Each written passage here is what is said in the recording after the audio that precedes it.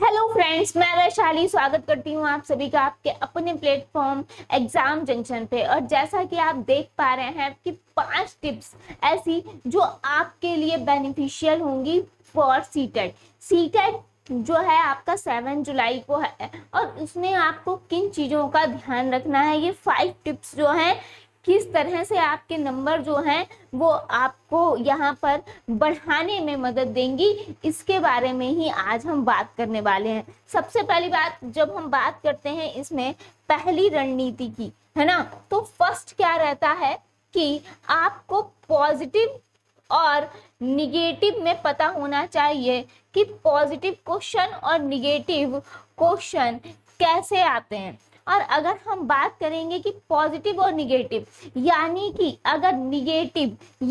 अगर हम बात करेंगे निगेटिव क्वेश्चन की, सपोज दैट, है ना, तो यहाँ पे जब आपसे क्वेश्चन में पूछा जाए क्या नहीं लिखा हो, कौन सा सही कौन सा नहीं है, या सही नहीं है इस तरीके से लिखा होगा, कौन सा सही नहीं है, या यहाँ पर कोई भी यहाँ पर निगेटिव वर्ड होगा, है ना, निगेटिव वर्ड होगा आपके क्वेश्चन में, तो आपको आंसर भी किसमें देना होगा, आंसर में भी सिंपली आपको निगेटिव ही ढूंढना पड़ेगा, है ना, कि आखिर निगेटिव कौन सा है।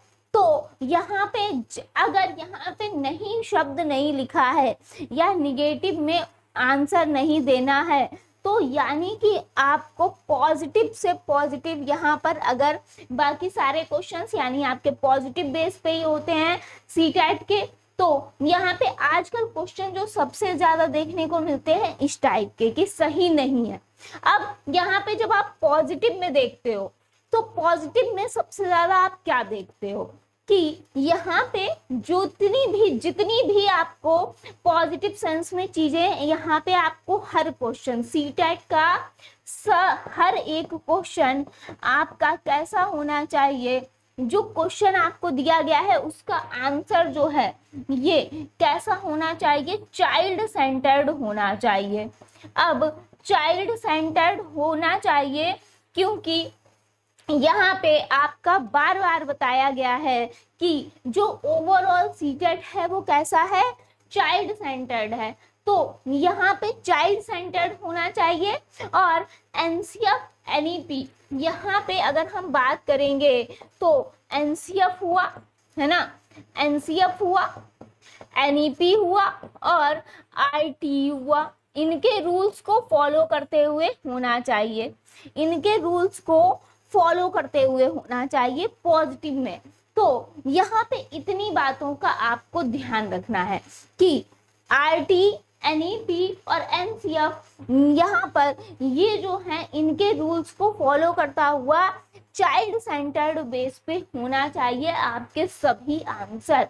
देन अगर हम आगे बात करेंगे, एक तो आपको ये ध्यान रखना है, सेकेंड टिप आपके लिए है यहाँ पर कि जब भी यहाँ पर आप क्वेश्चंस करते हैं तो यहाँ पर अगर हम बात करेंगे, जैसे कि जब आप अपना question previous year suppose that जैसे आप सॉल्व कर रहे हैं, तो प्रीवियस ईयर्स में आपको लगातार ये देखना है, एक एनालिसिस करनी है कि आखिर आप कौन से क्वेश्चंस जो हैं वो जल्दी कर ले रहे हैं और कौन सा ऐसा टॉपिक है जो आप क्वेश्चन नहीं कर पा रहे हैं, जिसके आप क्वेश्चंस नहीं कर पा रहे हैं, जिसके क्वेश्चंस आप किसे नहीं हो रहा है ना, नहीं हो रहे हैं, तो उनको एक बार आप जरूर देख लें, उन टॉपिक्स को जरूर देख लें, वो चाहे कोई भी सब्जेक्ट हो। देन अगर हम बात करें यहाँ पर, तो ये टॉपिक जो है ऐसे जिनके क्वेश्चंस आपके प्रीवियस ईयर के यहाँ पर नहीं हो रहे हैं, उन टॉपिक को एक बार जरूर देख लेना, क्योंकि और जो खासकर लेटेस्ट में उठाए गए हों क्वेश्चंस, ठीक है, यानी कि 23-24 में, यानी कि 2023 और 24 में, इनको ध्यान रखिएगा। आगे चलते हैं। नेक्स्ट अगर हम बात करें कि आपको जो चीजें हैं इसमें क्या क्या चीजें महत्वपूर्ण हैं। अगर हम बात करेंगे कि इसमें आपको ध्यान हमेशा यही रखना है कि बच्चा सर्वोपरि है। और यहाँ पे दूसरी चीज आपको ध्यान रखनी है, यहाँ पे जो हम थर्ड बताते हैं कि यहाँ पे जो आपका CDP है वो बेस्ड किस पे आता है, जीन पियाजे, वाइगोत्स्की, कोहल वर्ग, नॉम चॉम्स्की,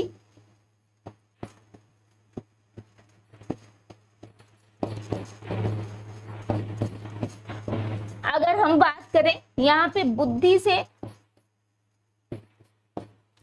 आनुवांशिकता वातावरण से,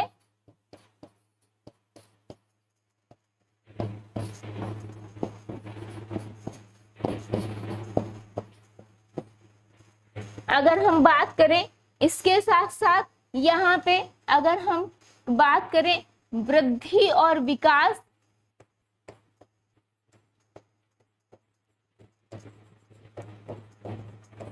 है ना, इनसे रिलेटेड काफी क्वेश्चन पूछे जाते हैं जो कि यहाँ से बार बार क्वेश्चन आपके आते ही हैं, है ना।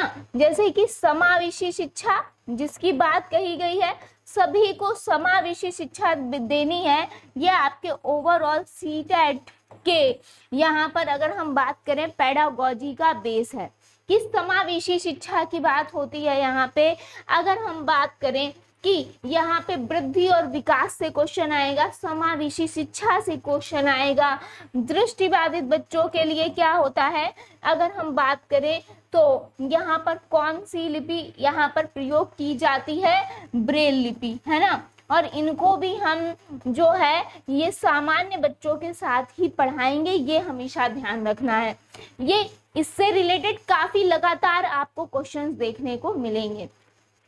देन अगर हम बात करें हिंदी में आपका काफी आता है जो कि भाषा कौशल, यहाँ से आपको क्वेश्चन हर हाल में देखने को मिलेंगे ही मिलेंगे।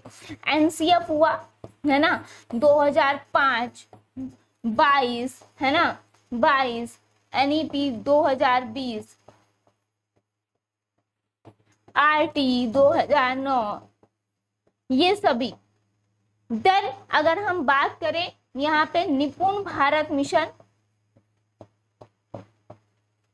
ये ऐसे टॉपिक हम बता रहे हैं जहां से क्वेश्चंस रेगुलर आपसे लगातार पूछे जाते हैं, लगातार आपसे पूछे जाते हैं। यहाँ से क्वेश्चंस जो आपकी पेडागोजी रिलेटेड बेस होता है सारी ही चीजें, तो इनको यहाँ पर ध्यान रखिएगा। जैसे कि यहाँ पर अगर हम बात करें कि विधियां जो है शिक्षण की, जो शिक्षण की विधियां हैं इनको भी देख लीजिए। जैसे कि इसमें जो सबसे ज्यादा आता है कि यहाँ पे कौन सी विधि किस से कैसे की ओर, यानी सामान्य से विशिष्ट की ओर, मूर्त से अमूर्त की ओर, इस तरीके से। एक विधि बहुत पूछी बात जाती है, प्रत्यक्ष विधि। प्रत्यक्ष विधि में मातृभाषा से हस्तक्षेप किए बिना आप यहाँ पर अन्य भाषा को सीखते हैं, तो इसका ध्यान जरूर रखना है। तो समावेशी शिक्षा, चाइल्ड सेंटर्ड, और यहाँ पे कुछ भी जैसे कि सपोज दैट, जैसे कि हमने कहा कि आपको निगेटिव में निगेटिव ही देखना है, तो इसमें जो होता है कोई भी चीज जहां पर अध्यापक केंद्रित की बात हो जाए, अध्यापक केंद्रित कभी नहीं होगा, है ना, होगा क्या, चाइल्ड सेंटर्ड है, क्योंकि हमें तो यहाँ पे टीचर को कभी भी सेंटर में नहीं रखा जाएगा। इसके साथ साथ यहाँ पे कभी भी बच्चे को अगर हम बात करें एक ही तरीके से आप नहीं पढ़ाओगे, अलग अलग गतिविधियों का प्रयोग करके पढ़ाओगे। जहाँ पे बच्चे को पाठ्यक्रम, पाठ्य पुस्तक ज्ञान दिया जाए, बिल्कुल गलत है। जहाँ पे अंक ग्रेड के आधार पर बात हो, बिल्कुल गलत है ना। अंक ग्रेड के आधार पे बात हो, बिल्कुल गलत है। तो ऐसे निगेटिव वर्ड्स आपको ध्यान रखने हैं कि रटने पे बल नहीं देना है, यहाँ पे पाठ्य पुस्तक पे बल नहीं देना है, चाइल्ड सेंटर्ड रखना है, ज्यादा से ज्यादा एक्टिविटीज करानी है, बच्चे को सक्रिय बनाना है, तो ये आपके पॉजिटिव होते हैं। नेक्स्ट यहाँ पर अगर हमने बात कही है कि जो टॉपिक है ये क्वेश्चन अगर नहीं हो रहे हैं तो कौन सा ऐसा टॉपिक है जिसके क्वेश्चंस आपके नहीं हो रहे हैं, और ये पता कैसे चलेगा, जब आप 23-24 वाला PYQ लगाओगे और उसमें देखोगे कि अच्छा यहाँ से क्वेश्चंस हमारे नहीं हो रहे हैं। तो इन सब ये जो टॉपिक बताए हैं इन टॉपिक को जरूर देखिए। इसके बाद अगर हम बात करें कि यहाँ पे एक चीज अगर आपने यहाँ पर और फॉलो कर ली, क्या कि टाइम, यहाँ पर जो सबसे बड़ा इशू होता है वो टाइम का होता है कि टाइम मैनेजमेंट बच्चा नहीं कर पाता है एग्जाम टाइम पे। तो उसके लिए जो भी आप प्रीवियस ईयर क्वेश्चन लगाएंगे, प्रीवियस ईयर सॉल्व करेंगे, उसमें आप टाइम को सेट करके करेंगे। टाइम सेट कर लीजिए, जितना आपको टाइम मिलेगा आपके सीटेट में उतना ही टाइम यहाँ पर आप लगाइए, उतने ही समय में प्रीवियस ईयर को करने की कोशिश करिए, तभी आप टाइम मैनेजमेंट कर पाओगे। तो ये अगर आपने पहले से प्रैक्टिस कर ली कि जैसे कि आप हिंदी एकदम जल्दी कर लेते हो या CDP 15 मिनट में निपटा देते हो, है ना, क्योंकि 1 मिनट के ही है तो यहाँ पर आपका समय एक क्वेश्चन के लिए 1 मिनट है। अब यहाँ पर अगर बात करें कि सीटेट में अगर हम बात करें चाहे CDP हो, EVS हो या हिंदी हो, ये बच्चे थोड़ा जल्दी कर लेते हैं, यानी कि क्वेश्चन आता है तो ठीक है, नहीं आता है आगे बढ़ जाइए, जो 100% आप जिस पे श्योर हो उसको टिक करते चलिए। OMR को चाहे तो यहाँ पे आपने देखा होगा गूगल पे सर्च करेंगे तो काफी सारी OMR निकल आती हैं सिंपली, तो उसको क्या कर लीजिए यहाँ पे फोटो स्टेट करा के और उसमें भी OMR पे गोला भर के यहाँ पे अगर आप करेंगे ना, यहाँ पे इस तरीके से पूरा यानी कि पेपर वाला माहौल सेट करके कि टाइम भी हो, OMR भी हो, प्रीवियस ईयर भी हो, तो आपकी ये प्रैक्टिस बनेगी कि एग्जाम हॉल में आपको किस तरीके से पेपर को देना है। क्लियर है? देखिए कुछ बच्चे कहते हैं कि मैम निकल तो जाएगा या पेपर में निकलेगा कि नहीं निकलेगा मैम पता नहीं, है ना। तो यहाँ पे जो लास्ट हम बात कर रहे हैं कि देखिए ये कोई भी एग्जाम होता है तो ये क्या होता है, इजी टू टफ होता है ना, इजी टू टफ होगा। अब टफ तो होगा ही, ये मान के चलो, है ना, लेकिन इजी टू टफ होगा। ऐसा नहीं है कि सभी आपके पोर्शन जो है वो टफ दे दिए जाएंगे, इजी टू मॉडरेट होता है, इजी टू टफ होता है, पहली बात। और सबसे पहली बात देखिए, जिस बच्चे ने बिल्कुल ही पढ़ाई नहीं की होगी, है ना, तो उसके लिए तो इजी भी टफ ही है, लेकिन अगर जिसने अच्छे से पढ़ाई की होगी वो जानते होंगे कि इजी टू मॉडरेट या टफ पेपर होगा। यहाँ पे अगर हम बात करें तो यहाँ पे आपके 150 क्वेश्चन होंगे, लेकिन इसी में से कम यहाँ पर 40 क्वेश्चन ऐसे होंगे जो कि सबके बस की बात नहीं होगी। ये वही कर पाएगा जो महारथी होगा। 40 से 50 क्वेश्चन आपके ऐसे होते हैं कि जिसने काफी अच्छे से पढ़ाई की होगी वही कर पाएगा। तो इसके लिए आपको तैयार रहना है, यानी कि आपको लेवल इजी से टफ, आपको हर लेवल के चीजें आपको देखनी है। इसके लिए आपका कॉन्सेप्ट क्लियर होना चाहिए। कॉन्सेप्ट आई होप आपने क्लियर कर ही लिया होगा, सिलेबस आपको पहले मिल ही चुका है, सारी चीजें आपको बताई जा चुकी हैं।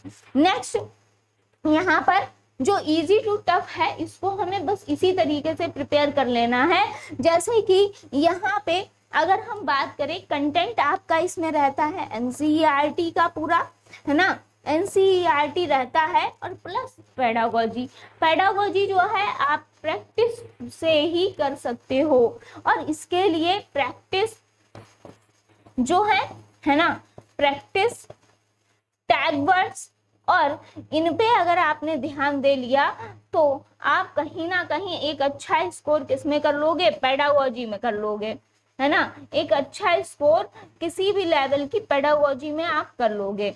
बाकी पैराग्राफ के लिए हम बात करें तो जितने भी प्रीवियस ईयर में पैराग्राफ आए हैं, अगर आप उन्हीं से ही पैराग्राफ की प्रैक्टिस कर लो तो वो आराम से हो जाएगा। तो आई होप आपको सारी चीजें क्लियर हुई होंगी। मिलते हैं नेक्स्ट सेशन में। थैंक यू सो मच सभी का जुड़ने के लिए। और हाँ, अगर चैनल पर नए हैं तो चैनल को सब्सक्राइब कर लीजिए, बेल आइकन को प्रेस कर लीजिए। धन्यवाद।